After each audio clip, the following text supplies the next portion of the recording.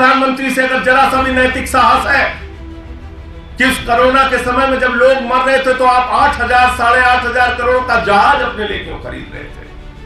पूछिए अगर जरा सा भी नैतिक साहस है कि 12-12 करोड़ की अपने इर्द गिर्द घूमने वाली कारें क्यों खरीद रहे थे उस वक्त जब लोगों की जान जा रही थी।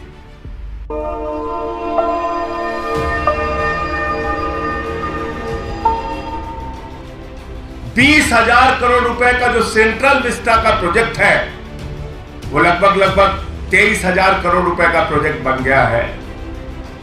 उस प्रोजेक्ट में आदरणीय प्रधानमंत्री जी का घर 500 करोड़ रुपए में बन रहा है और उस घर में जाएंगे उससे पहले मौजूदा घर में 90 करोड़ रुपए खाली उसके रिनोवेशन में खर्च किया जाता है। भारत के हमारे फकीर प्रधानमंत्री, गरीब प्रधानमंत्री 10 लाख रुपए का सूट पहनते हैं, 1,25,000 रुपए की पेन इस्तेमाल करते हैं।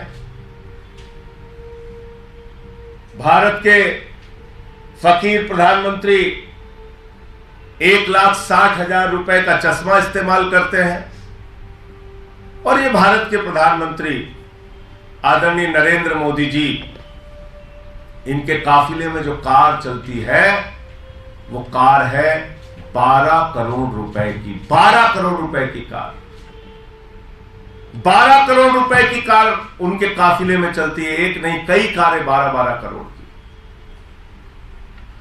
और मैं सुन रहा था आज भारतीय जनता पार्टी के प्रवक्ता को, ऐसा लग रहा था कि तुरंत रो देंगे, उनके आंसू निकलने वाले हैं, ऐसे व्याकुल थे बेचारे। कोरोना की महामारी का जिक्र कर रहे थे। भूल गए भारतीय जनता पार्टी के लोग जब कोरोना की महामारी से इस देश में लोग मर रहे थे, भारत के प्रधानमंत्री बंगाल के चुनाव में वोट मांग रहे थे, कोरोना फैला रहे थे, लोगों की जान जा रही थी, लाशें बिछी हुई थी शमशानों में, और भारत के प्रधानमंत्री चुनाव के प्रचार में व्यस्त थे।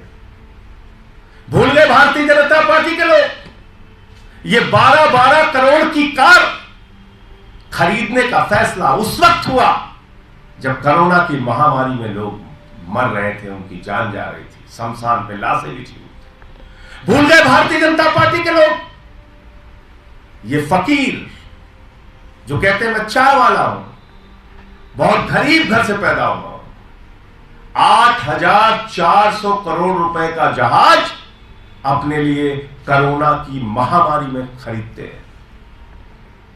कोरोना की महामारी के दौरान जब लोगों की जान जा रही थी, लाशें शमशान पर बिछी हुई थी, उस वक्त 8,400 करोड़ रुपए का जहाज खरीदने का बजट आदरणीय प्रधानमंत्री जी का पास होता है। आप कोरोना की बात कर रहे हो, ड्रामे की बात कर रहे हो। हमारे देश के प्रधानमंत्री एक दिन में कितने रंग बदलते हैं, ये तो कलर नहीं है, कलर फोटो देख लीजिएगा। एक दिन में कितने रंग बदलते हैं, कितने कपड़े पहनते हैं, कैसे शहंशाह आलम की तरह रहते हैं, इसको अगर आप देखोगे तो आपको समझ में आ जाएगा।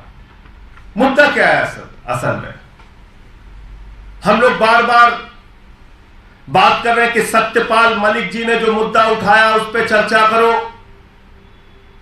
पुलवामा के घटने में लापरवाही क्यों की गई इसकी चर्चा करो, हमारे जवानों की शहादत के लिए जिम्मेदार कौन है इसकी चर्चा करो। 5 एयरक्राफ्ट अगर मांगा जा रहा था उन जवानों को पहुंचाने के लिए, तो 5 एयरक्राफ्ट क्यों नहीं मिला? जब भारत के प्रधानमंत्री 8,500 करोड़ का जहाज अपने लिए खरीद सकते हैं, तो हमारे वीर जवानों के लिए 5 एयरक्राफ्ट उनकी जिंदगी बचाने के लिए क्यों नहीं दिया गया? सवाल ये उठ रहा है।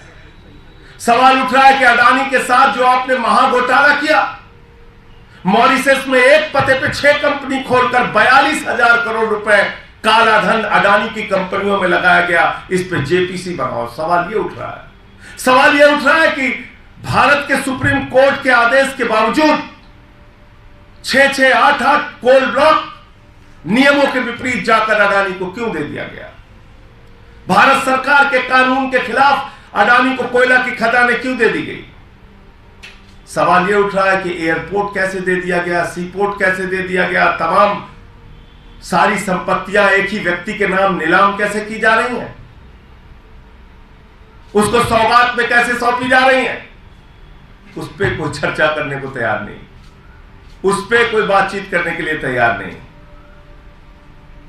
मुख्यमंत्री के घर को चर्चा का विषय बनाना चाहती है भारतीय जनता पार्टी। मुख्यमंत्री के घर को विषय बनाकर असली मुद्दों से ध्यान भटकाना चाहती है भारतीय जनता पार्टी।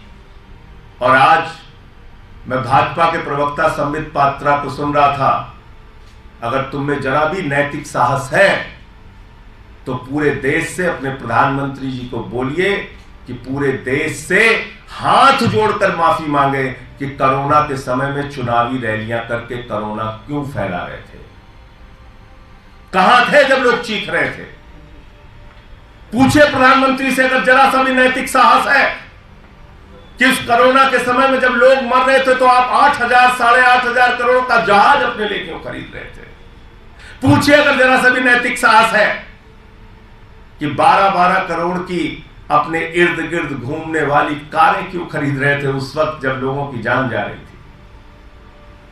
तो इसलिए असल मुद्दा है पुलवामा में मारे गए हमारे जवानों की शहादत के लिए जिम्मेदार कौन है, इसका जवाब दो। जो विषय वहां के तत्कालीन राज्यपाल, मौजूदा पूर्व राज्यपाल, चार राज्यों में राज्यपाल रह चुके सत्यपाल मलिक जी उठा रहे हैं। सवाल यह है कि अडानी के महाघोटाले पर, लाखों करोड़ के महाघोटाले पर जो सवाल उठाए जा रहे हैं उस पर जवाब सरकार कब देगी, इस पर चर्चा कब होगी।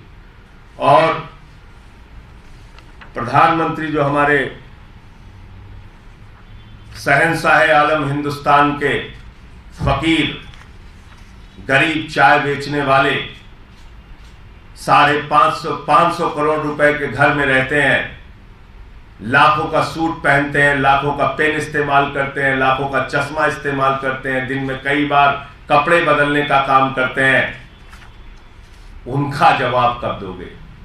सवाल यह है कि 15 करोड़ रुपए सिर्फ अपने घर की मरम्मत में दिल्ली के लाट साहब खर्च करते हैं, उसका जवाब कब दोगे। 1 एकड़ में मुख्यमंत्री का घर है और 6 एकड़ में लाट साहब का घर है, इसका जवाब कब दोगे।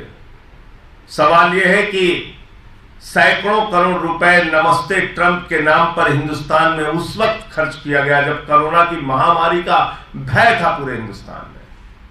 उस वक्त आप अमेरिका के राष्ट्रपति को लाके नमस्ते ट्रंप, टाटा ट्रंप कर रहे थे। इसके लिए जवाबदेह कौन है, जिम्मेदार कौन है। इसलिए मैं भाजपाइयों से कहना चाहता हूं, असली मुद्दों पर बात करो। जवानों की शहादत बड़ा मुद्दा है, उसके लिए गद्दारी किसने की, देश से धोखा किसने किया, यह बड़ा मुद्दा है।